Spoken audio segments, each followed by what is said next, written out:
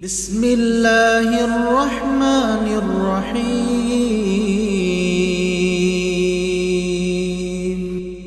السلام علیکم ورحمۃ اللہ وبرکاتہ۔ بسم اللہ الرحمن الرحیم۔ الحمد للہ رب العالمین والصلاة والسلام علی اشرف الانبیاء والمرسلین وعلی آلہ وصحبہ اجمعین، اما بعد۔ آج 23ویں پارے سے متعلق ہم کچھ گفتگو کریں گے۔ اس پارے کے 4 حصے ہیں۔ پہلے حصے میں سورۃ یاسین کی بقیہ آیات 22 تا 83، دوسرے اور تیسرے حصے میں سورۃ الصافات اور سورۃ صاد مکمل، اور چوتھے حصے میں سورۃ الزمر کی ابتدائی 31 آیات ہیں۔ اس پارے کا آغاز اس قصے کے باقی حصے سے ہوا ہے جو پچھلے پارے میں بیان ہوا تھا کہ ایک بستی کی طرف 3 رسول آئے۔ اس بستی والوں نے ان تمام رسولوں کو جھٹلا دیا، تو ایک اللہ کے بندے نے آ کر اپنی قوم کے لوگوں کو رسولوں کی اتباع اور پیروی کی دعوت دی، اور قوم کے لوگوں نے اس اللہ کے بندے کو مار کر ہلاک کر دیا۔ تو یہاں پر اس اللہ کے بندے کے بارے میں یہ ذکر ہو رہا ہے کہ اس نے کہا کہ میں غیر اللہ کی عبادت کیوں کروں، اور اسی طریقے سے ان کی شفاعت اور سفارش کے اوپر مجھے کیوں امید ہونی چاہیے۔ تو اس طرح سے اس کے خالص اللہ پر ایمان اور توحید کا ذکر کیا گیا، اور ساتھ ہی بتایا گیا کہ اللہ تعالیٰ نے اس کی بخشش فرما دی اور اس کو جنت عطا فرمائی۔ اس کے مقابلے میں اس کی قوم کا انجام یہ ہوا کہ اس کی قوم کو ایک چیخ کے ذریعے ہلاک کر کے رکھ دیا گیا۔ اس کے بعد اللہ تبارک و تعالیٰ نے دوبارہ زندہ کرنے پر اللہ تعالیٰ کی جو قدرت ہے اس کے اوپر اپنی کچھ نشانیاں بیان فرمائی ہیں۔ پہلی نشانی کہ بنجر زمین کو زندہ کر کے اس میں غلہ اور کھجوروں انگوروں کے باغات اگائے، اور اس میں سے چشمے نکالے۔ زمین کی پیداوار میں سے خود ان کی اپنی جانوں میں، اور جن مخلوقات کو وہ نہیں جانتے ہیں اللہ نے ان کے جوڑے بنائے ہیں۔ دوسری نشانی کہ رات جس میں سے دن کو نکالنے پر اندھیرا چھا جاتا ہے۔ تیسری نشانی کہ سورج ایک مقررہ ہدف کی طرف چل رہا ہے۔ چاند کی اللہ نے منزلیں طے کر دی ہیں، ان میں سے ہر ایک اپنے مدار میں چل رہا ہے یا تیر رہا ہے۔ سورج چاند کو نہیں پا سکتا، اور نہ ہی رات دن پر غالب آ سکتی ہے، اس سے سبقت کر سکتی ہے۔ ایک اور نشانی کہ انہیں کشتی نوح کے اندر اللہ تعالیٰ نے سوار کیا، اور اس جیسی ان کے لیے کئی سواریاں بنائیں، یعنی جانور اور اسی طرح سے دیگر کشتیاں یا سواری کرنے کے دیگر جو وسائل ہیں اللہ تعالیٰ نے ان کے لیے بنائے ہیں۔ تو یہ نشانیاں ذکر ہوئیں، اور پھر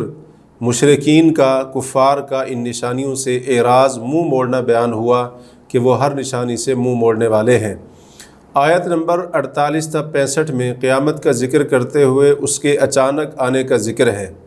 اور یہ کہ جب سور پھونکا جائے گا تو وہ سب کے سب اپنی قبروں سے اٹھ کھڑے ہوں گے، تب انہیں رحمان کے وعدے اور رسولوں کی صداقت کا یقین ہو جائے گا۔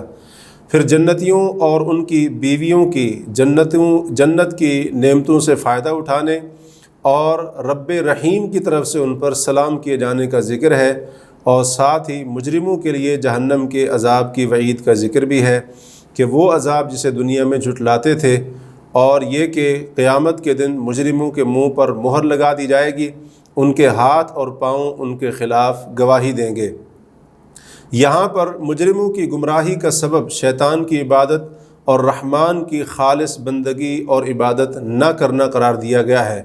اخروی عذاب کا ذکر کرنے کے بعد کافروں کو دنیاوی عذاب اور دنیا میں اللہ کی پکڑ کی دھمکی بھی دی گئی ہے۔ اللہ نے فرمایا اگر ہم چاہیں تو انہیں نابینا کر دیں، یا چاہیں تو ان کی شکلیں مسخ کر دیں، ان کی شکلیں بگاڑ دیں۔ مطلب یہ ہے کہ انہیں اپنے کفر اور تکذیب سے باز آ جانا چاہیے۔ اس کے بعد اللہ تعالیٰ نے مرنے کے بعد دوبارہ زندہ کیے جانے پر ایک دلیل دی کہ بعض لوگوں کو اللہ تعالیٰ لمبی عمر دینے کے بعد اس کی تخلیق کو الٹ دیتا ہے، یعنی اتنی زیادہ عمر پانے کے بعد اسے وہی کمزوری وغیرہ لاحق ہونا شروع ہو جاتی ہے، عقل کے اندر خلل جو اس کے بچپن میں ہوتا ہے۔ تو یہ اللہ تعالیٰ کی قدرت کی ایک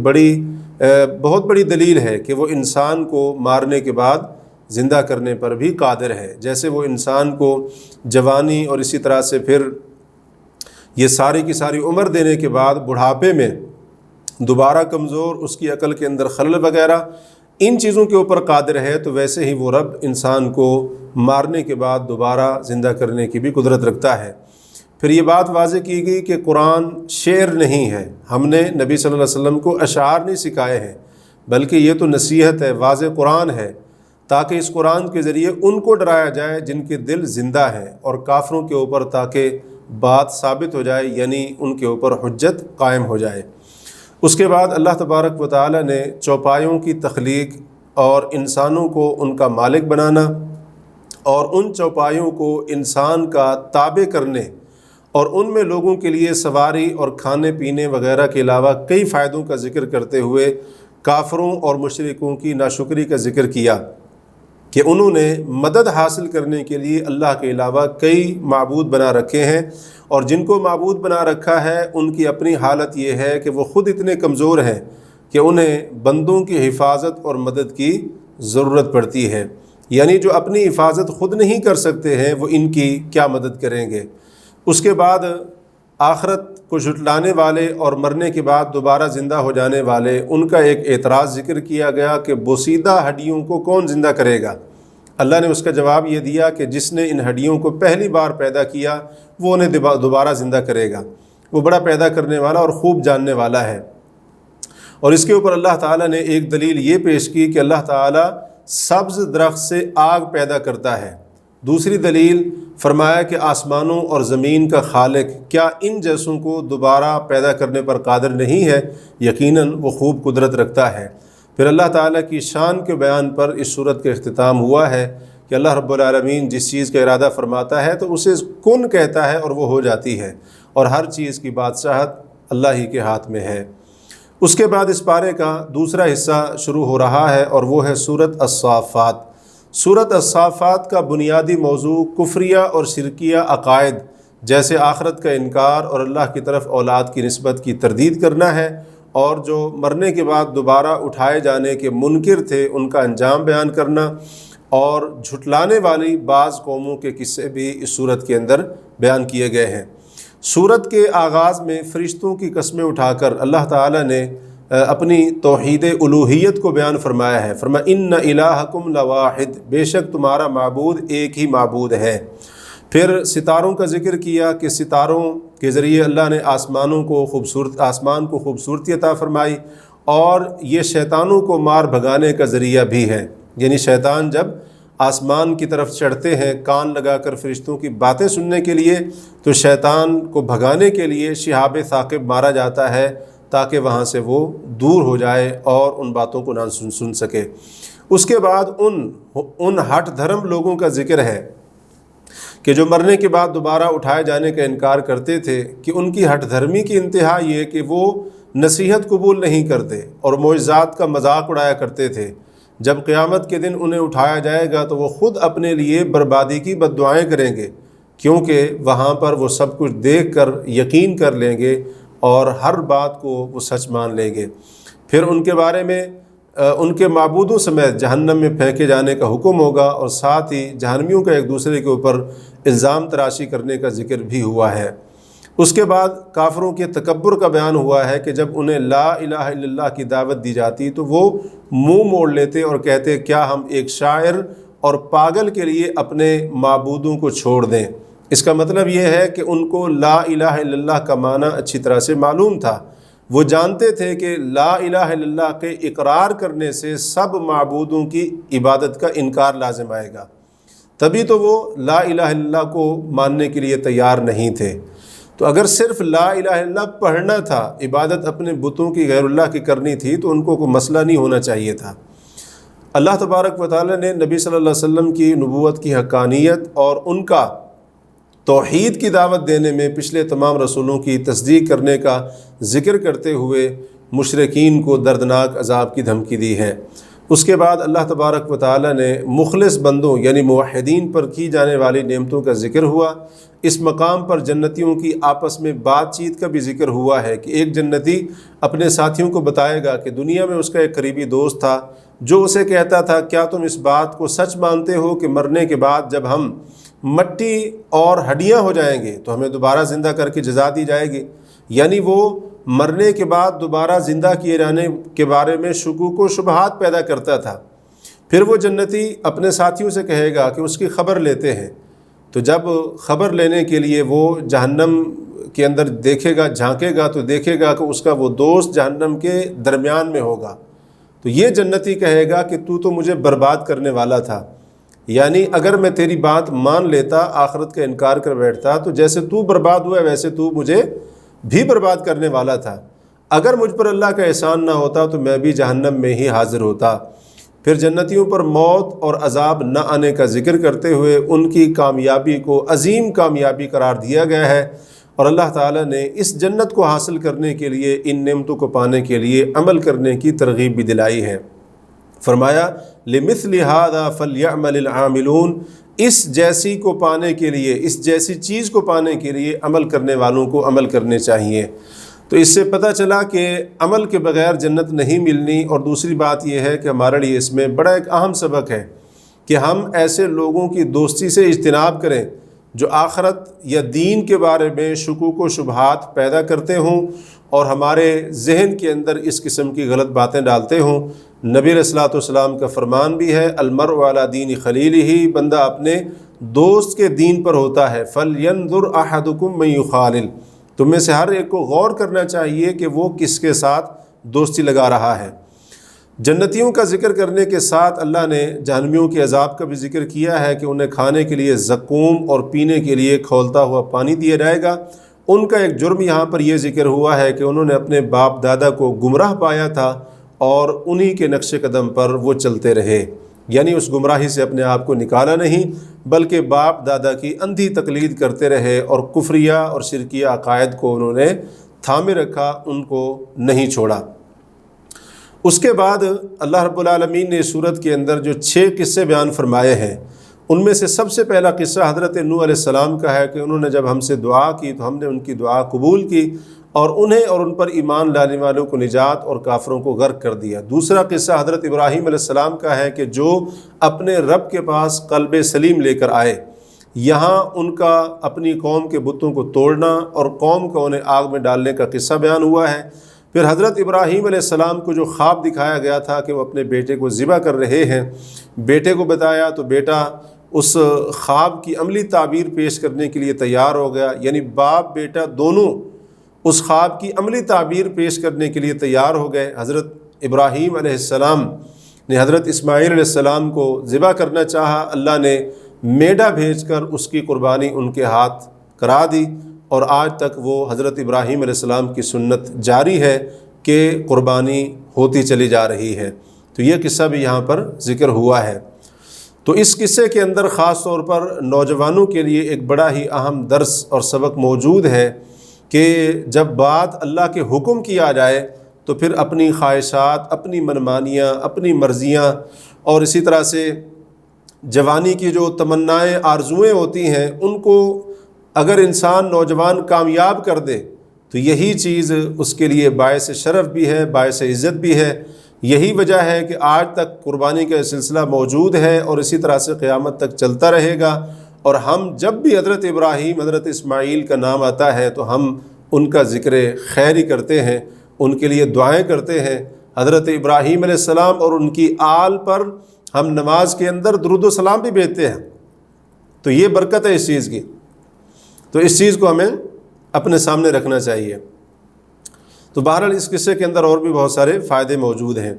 تیسرا قصہ حضرت موسیٰ اور ہارون علیہ السلام کا ہے کہ انہیں اور ان کی قوم کو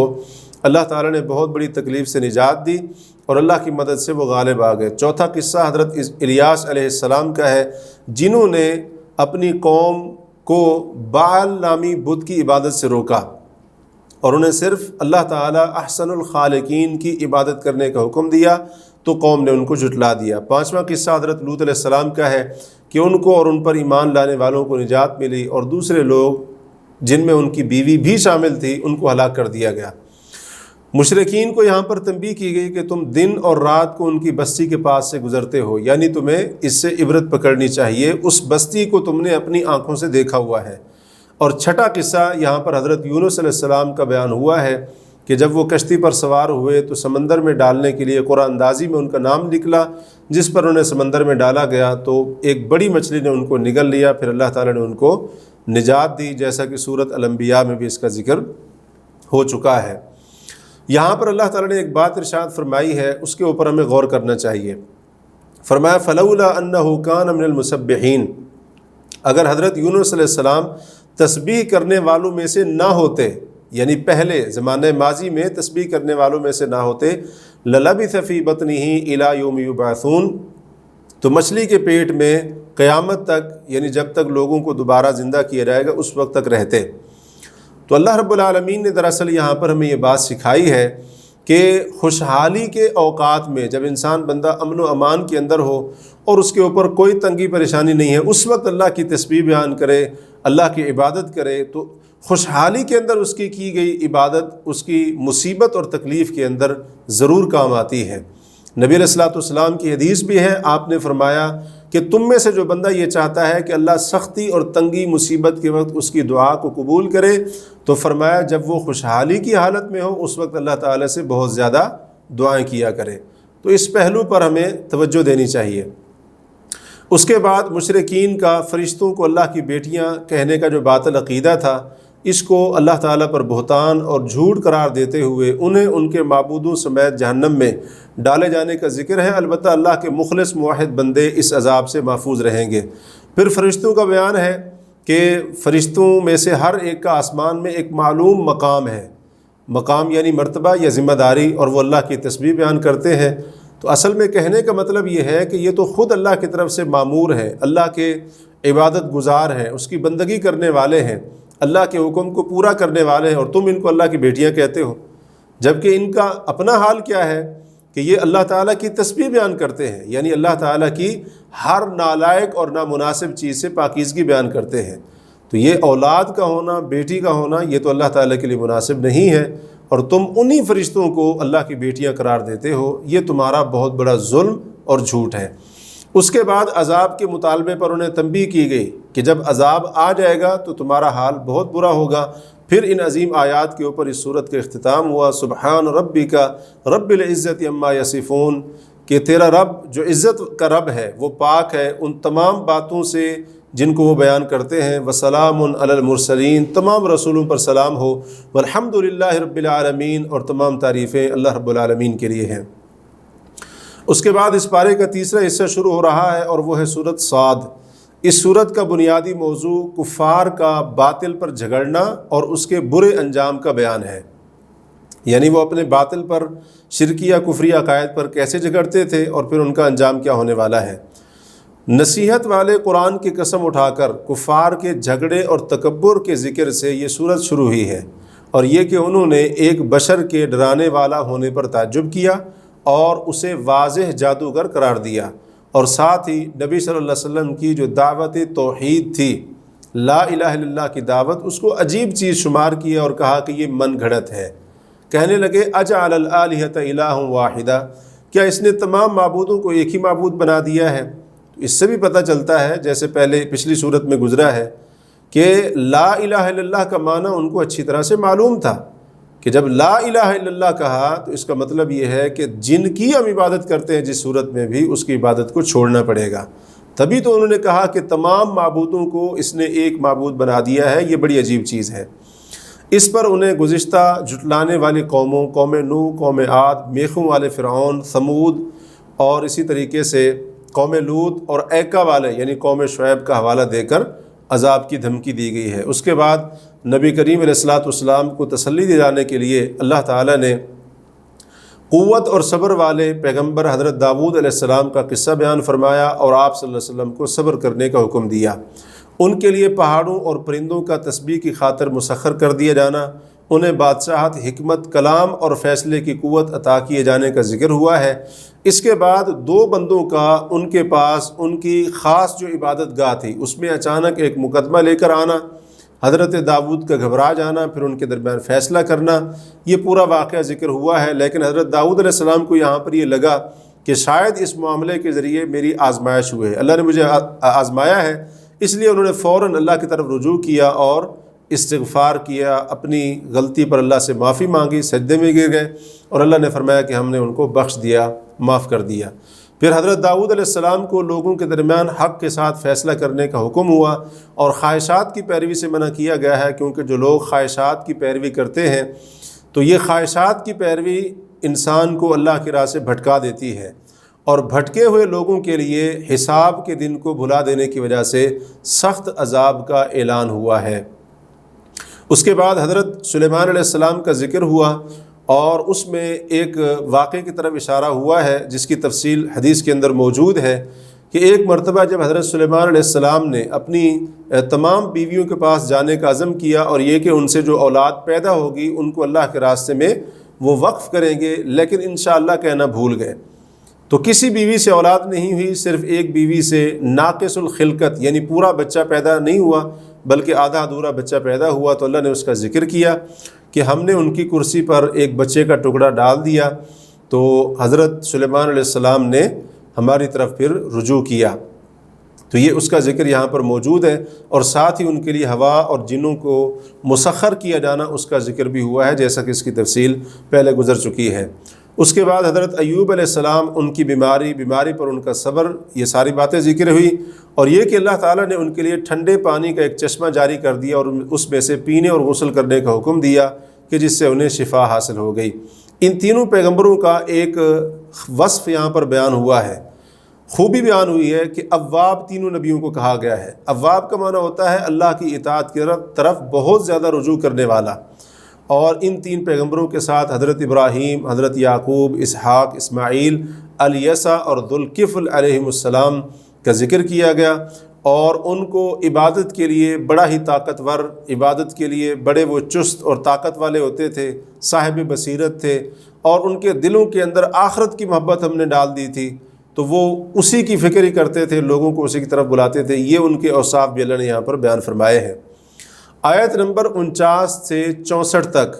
متقین کے لیے اچھے ٹھکانے جنت اور اس کی نعمتوں کا اور انہیں جنت میں ملنے والے رزق کے ختم نہ ہونے کا بیان ہے، اور اس کے مقابلے میں سرکش لوگوں کے لیے پیپ اور گرم پانی کے علاوہ انواع و اقسام کے عذاب کے ذکر کے ساتھ ان کے جہنم میں فوج در فوج داخل ہونا اور اس میں ان کا آپس میں جھگڑنا، یہ ساری باتیں ذکر ہوئی ہیں۔ اور اللہ نے فرمایا ان ذالک لحق تخاصم اہل النار، جہنمیوں کا آپس میں جہنم میں جھگڑنا یقیناً یہ حق اور سچ ہے، اس میں کوئی شک اور شبہ نہیں ہے۔ اس کے بعد نبی صلی اللہ علیہ وسلم کو حکم ہوا کہ آپ کفار کو خالص اللہ کی توحید کی دعوت دیں اور قرآن کی اہمیت بھی ان پر واضح کریں کہ یہ ایک عظیم اور کئی فائدوں پر مشتمل خبر ہے جس سے تم منہ موڑے ہوئے ہو۔ پھر حضرت آدم اور ابلیس، آدم علیہ السلام اور ابلیس کا قصہ یہاں پر ایک بار پھر بیان ہوا ہے، اور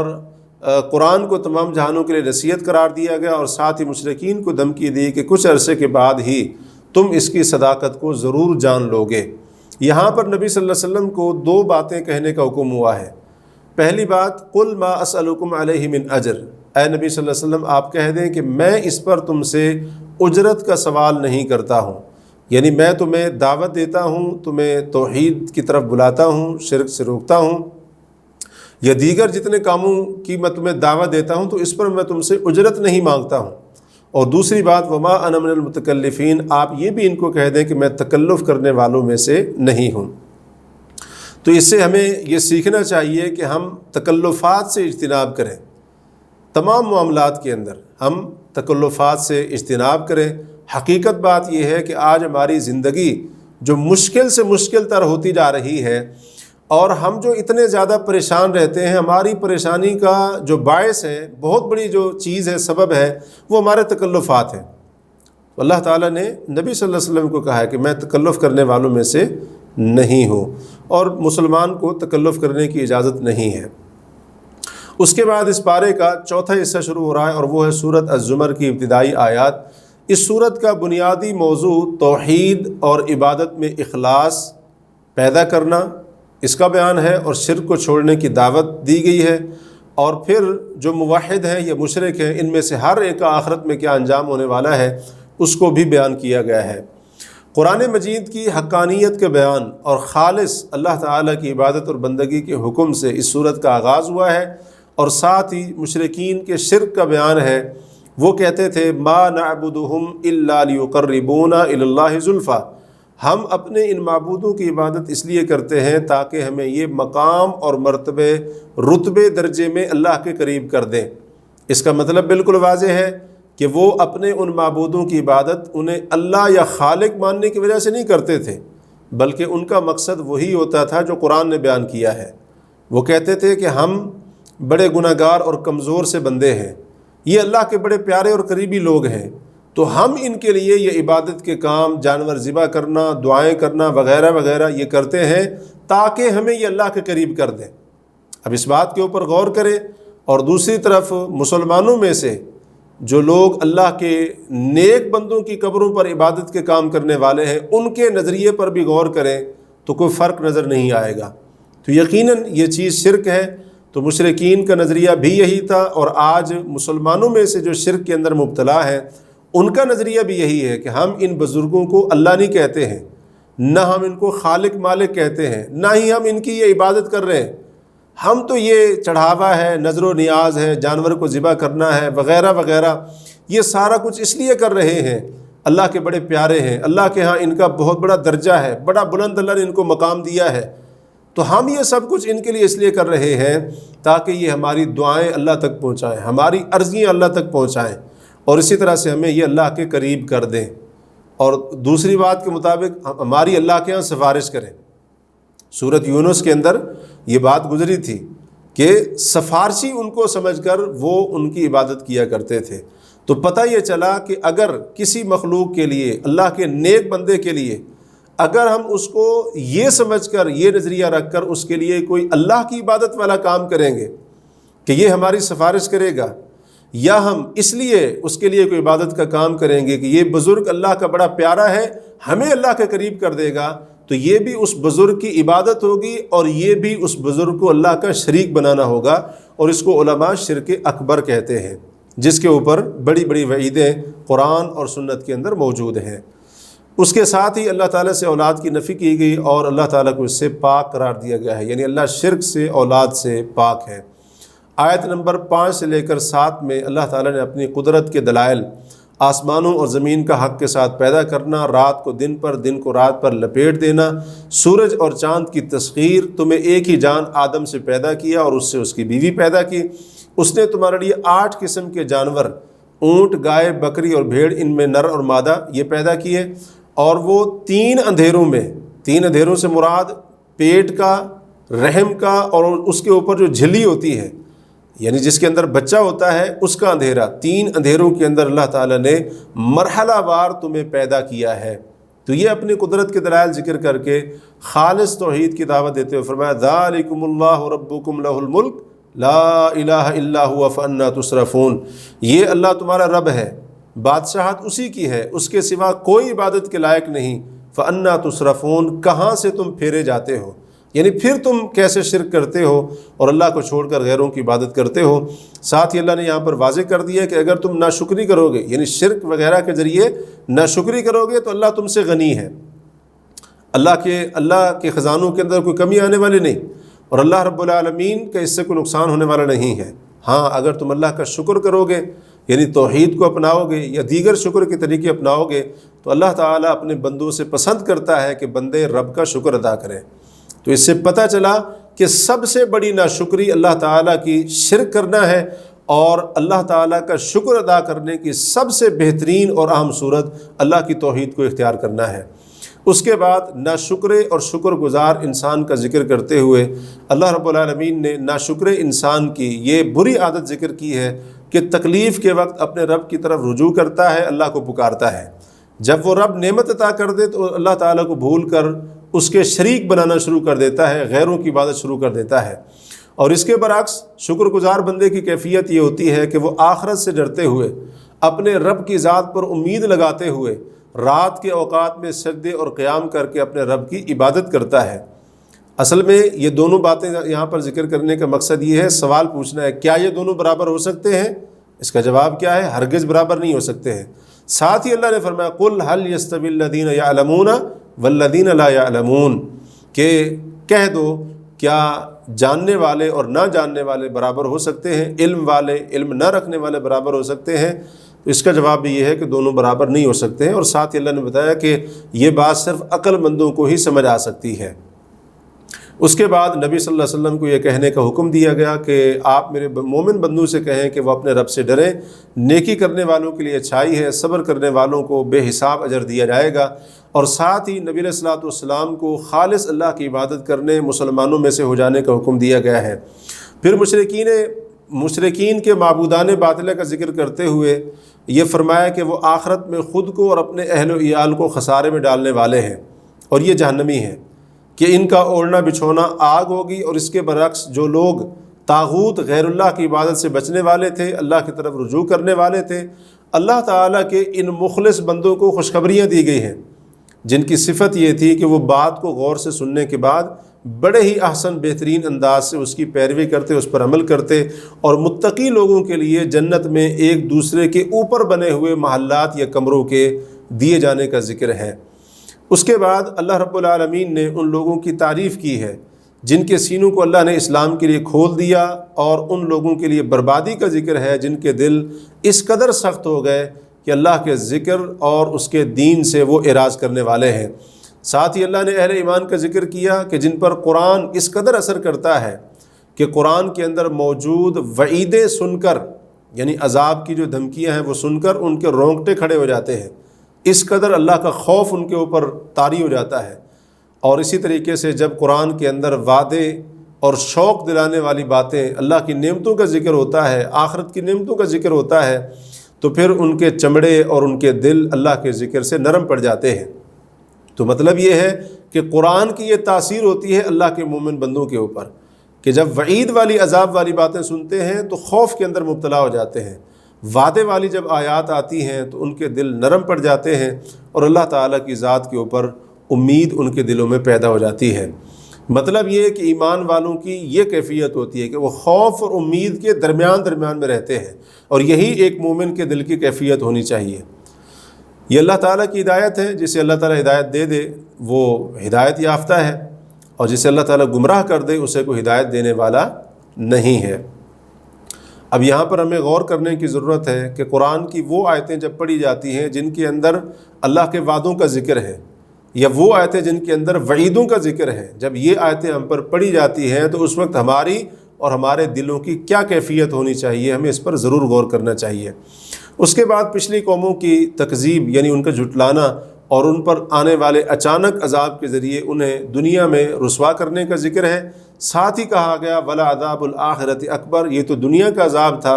جس کی وجہ سے وہ رسوا ہوئے، لیکن آخرت کا عذاب اس سے کہیں زیادہ بڑا ہے، کاش وہ جان لیتے۔ تو یہ اصل میں کفار مکہ کو تنبیہ کی جا رہی ہے۔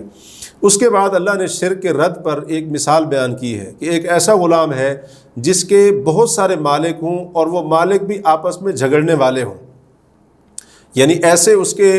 مالک ہیں جو اس غلام کا مالک ہونے میں شریک ہے اور ان کی آپس میں نہیں بنتی ہے۔ تو اب وہ جو غلام ہے وہ ان سب کو راضی کرنے کے لیے حیران اور پریشان رہتا ہے، کیونکہ ایک کو راضی کرتا ہے تو دوسرا ناراض ہو جاتا ہے۔ ایک غلام تو یہ ہے، اور دوسری طرف فرمایا کہ وہ غلام جس کا صرف ایک ہی مالک ہو، یعنی وہ جانتا ہو کہ میرا مالک کن باتوں سے خوش ہوگا، میرا مالک مجھ سے کیا چاہتا ہے، تو ظاہر بات ہے وہ کیونکہ اس کا مالک ایک ہی ہے تو وہ اس کی پسندیدہ باتیں بھی اپنائے گا، اس کے پسندیدہ کام بھی کرے گا، جو اس کا مالک چاہتا ہے وہی کرے گا۔ تو یہ دونوں فرمایا کیا دونوں برابر ہو سکتے ہیں؟ یقینی بات ہے یہ دونوں برابر نہیں ہو سکتے ہیں۔ تھوڑی سی عقل رکھنے والا بھی یہی کہے گا یہ دونوں برابر نہیں ہو سکتے ہیں۔ تو اصل میں اللہ تعالیٰ نے یہ مشرک اور مومن موحد کی مثال دی ہے کہ جو مشرک ہوتا ہے نا،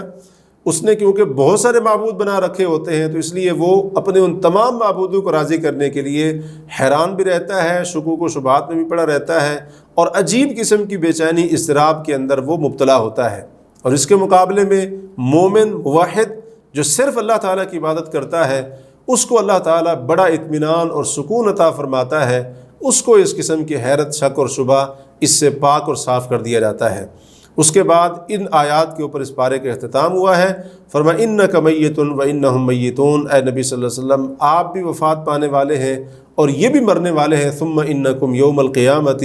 عند ربکم تختصمون، بے شک پھر تم قیامت کے دن اپنے رب کے ہاں جھگڑنے والے ہو، یعنی تم سب پر موت آئے گی اور پھر قیامت کے دن تم سب کو زندہ کیا جائے گا اور وہاں پر تم سب سے حساب لیا جائے گا۔ تو یہ کچھ باتیں تھیں اس پارے کے تعلق سے۔ اللہ تبارک و تعالیٰ سے ہم دعا کرتے ہیں اللہ رب العالمین ہمیں ان باتوں پر غور و فکر کرنے کے بعد ہمیں اپنی اصلاح کرنے کی توفیق عطا فرمائے۔ وباللہ التوفیق۔